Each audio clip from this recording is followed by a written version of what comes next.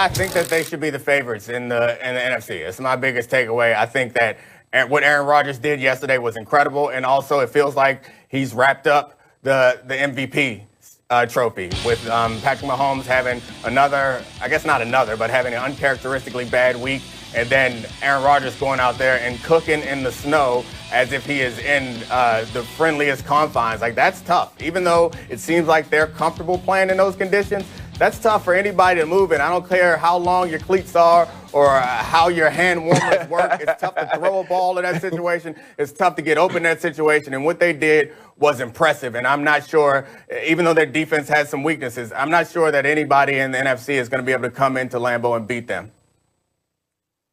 Yeah, I think my largest takeaway is that, like, sometimes you go up against a team that you need to beat, and you need to beat in a certain way. And that's what the Tennessee Titans presented to me for the Green Bay Packers. When you think about the Green Bay Packers the last 2 years, now they've won a ton of games, right? You were 13-3 last year, only 3 losses this year. But every time you think to them playing a team that could run the football, a team that could be a physical football team up front, that's when they lose, whether it's the San Francisco 49ers last year, the Indianapolis Colts this year. You even think about the Minnesota Vikings when Dalvin Cook came to town. So you had Derrick Henry standing across from you, a man that's run his way into some MVP conversation. It's definitely Offensive Player of the Year, and that team needed to stand up defensively, and they did it.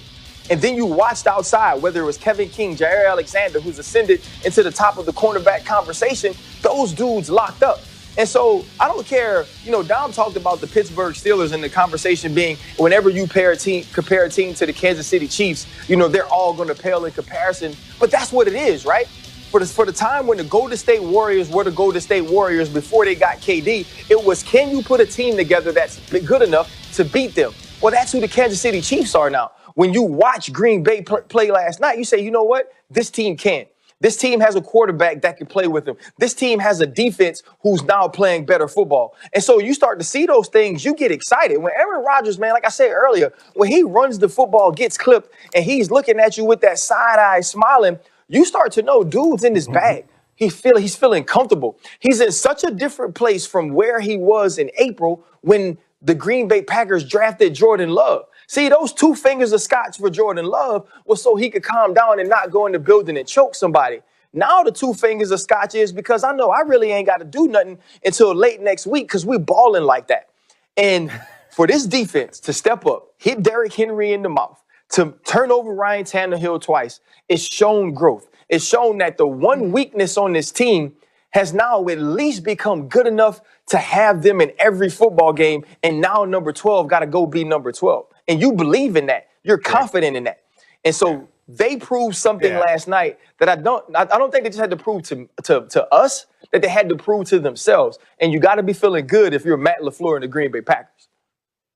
Yeah, I think the big thing that you said there is Alexander and King at the corners, and that secondary, you brought up Darnell Savage earlier. That secondary is really improved and playing quite well, and I think that matters. But it goes back to a point that I made earlier when we were talking about the Chiefs, is if your game plan is to go in and stop the offense, then you're in trouble. Or you need to have an offense that can score and put pressure on them, and they absolutely seem to have that. And you're right, Aaron Rodgers is playing so well that he has changed the way he uses scotch. Before, it was a stress reliever. That's a bad way to use scotch. Scotch is for celebrating. Now it's a celebratory scotch. That's fine. I don't have no worries about you if you won the division, you go into the playoffs, you got home field advantage, and you have a little sip. But if you have a sip because you're sad, then we got concerns. When you upset, then we got concerns. This is headed in the wrong direction. But I think we all agree that the Packers, earlier in the season, I think I would have said that the AFC, whoever comes out of AFC is going to be the Super Bowl champion. I'm not so sure about that. I think that if the Packers make it to the championship, they are the only team, I think, on the NFC side that I feel confident can knock off the Chiefs or knock off whoever comes out of the AFC. I think if the Bills come out, then I think the Bills beat everyone except for the Packers. If the Chiefs come out, they beat everyone except for the Packers. I'm not saying the Packers will win, but I think it's going to be a game because Aaron Rodgers can score so much that it's going to put pressure on you to have to compete, and they have cover guys, which we know the secondary is finally getting their due because they make the game so hard for us. The most important thing, I think, on the defense, and most good defenses recognize this and are built this way, is to have good to great, reliable secondary play. You can kind of fudge around the edges on the rest of those positions and the things that you need to compete. But if you can't cover in the back end, you can't play man coverage on important down situations. You can't blitz every now and then because you can trust your guys in the back. You can't play defense. You can't win in this league at this point.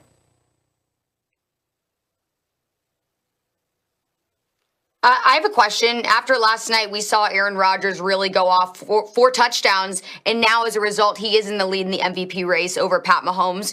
Do you each think that Aaron Rodgers is more deserving to win MVP at this point after what you saw yesterday? I'll take this for sure. Go ahead, I do. Yeah, I'll take it, Dom. I for sure do, because I was a guy who was kind of like really, really far against this is the best we've ever seen Aaron Rodgers play. And maybe I'm scarred. Maybe it was because I played him, when he was the Super Bowl MVP, and obviously the next year he wins the MVP. And I felt like he was playing at a level that made me think to myself that he's better than Peyton Manning, that he's better than Drew Brees, that he's better than Tom Brady. And at that time he was, just as an individual player, as watching him play the position, he was the best I had ever seen. And then you watch this year, and some of those same athletic things and some of those same throws he's making, not as often, but he just seems more comfortable. And he actually seems to be having fun. It was almost like when you used to watch Aaron Rodgers move and Aaron Rodgers play, it was to spite who he was playing against. Now it's to enjoy who he's playing with. It's the belief he has in Devontae Adams. It's knowing that no matter if you put Malcolm Butler over there, no matter if you slide a safety over there, if you give him space, I can get him the ball. If you're going to play him man-to-man, he can run a route and get open. Knowing that I can go to A.J. Dillon now, or Aaron Jones, or Jamal Williams if he's playing. Right now, when Patrick Mahomes is usually playing against himself, right? He doesn't win the MVP, or we question him winning the MVP if he has a bad week. That's not what's happening right now. What's happening right now is Aaron Rodgers is playing so dang good. He has taken the trophy. Remember, it was Russell Wilson early, right? Mr. Unlimited, Mr. Let Russ cook, right? But he was cooking in like the Iron Chef kitchen, or one of those kitchens where if you lose something, you die, right? So he's out. And then Josh Allen was having a great game. So we were trying to give it to all these different people, and Aaron just kept playing. Aaron just kept chugging along. And right now, he's taken sole ownership of the MVP. And to me, put himself in top 5 conversations at the position ever, even with only one Super Bowl championship. What we've seen this year is a resurgence. It's an opportunity to see that careers can have different phases. And the second phase of Aaron Rodgers' career may be the best. Yeah, I think that's all well and good, and I would not be mad if Aaron Rodgers won the MVP. 3 weeks ago, I said he should be the MVP.